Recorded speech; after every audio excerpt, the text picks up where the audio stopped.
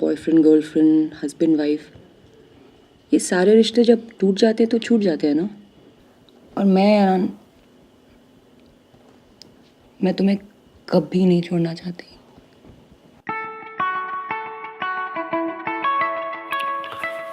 Emotional हो गया है।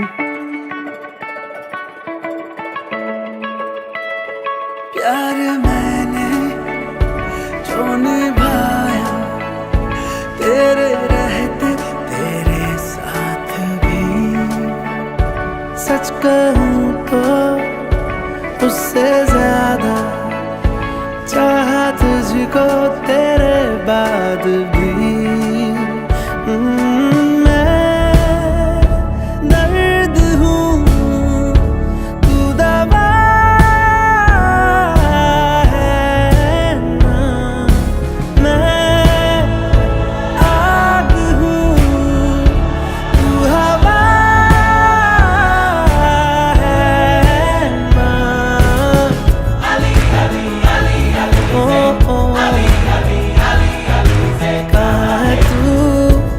मेरे दिल